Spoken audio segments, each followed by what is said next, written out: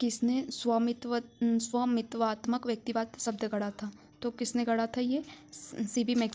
CB मैक्सफर्सन द्वारा स्वामित्वात्मक व्यक्तिवाद शब्द गढ़ा था। यह एक कनाडाई राजनीतिक सिद्धांतकारक थे जिन्होंने 1962 की पुस्तक the political theory of presentative individualism Hobbes to Locke में स्वामित्वात्मक व्यक्तिवाद शब्द गढ़ा गया था। ओके, तो ये सीबी मैक्सफर्सन ने 1962 में यह शब्द व्यक्त किया था। यह अवधारणा व्यक्तिवाद के एक ऐसे रूप को संदर्भित करती है जहाँ व्यक्तियों को स्वयं का मालिक माना जाता है और उनके अपने कौशल, क्षमता और श्रम के लिए विशेष अधिकार होते हैं।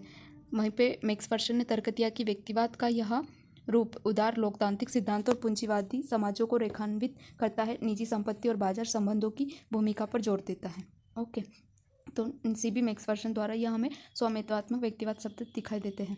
वहीं पे जीन जेन रूसो के जो कथन है, यह एक फ्रांसीसी दार्शनिक थे जिनके कार्यों ने प्रभुता और आधुनिक राजनीतिक विचार को प्रभावित किया। विशेष रूप से सामाजिक अनुपात और सामान्य इच्छा की उनकी अवधारणा के साथ है। रूसो ने स्वामित्वात्मक व्यक्तिवाद शब्द नहीं गढ़ा था, उनका ध्यान अधिक सामूहिक, समुदाय और प्रत्यक्ष लोकतंत्र पर था। ओके, जॉन रॉल्स एक अमेरिकी राजनीतिक दार्शनिक थे जो अपनी न्याय के सिद्धांत के लिए जाने जाते थे, जैसा कि उनकी पुस्तक the theory of the justice में उल्लेखित है। रॉल्स ने स्वामित्वात्मक व्यक्तिवाद शब्द नहीं गढ़ा था, उनका काम समाज में न्याय और निष्पक्षता के सिद्धांतों पर केंद्रित था।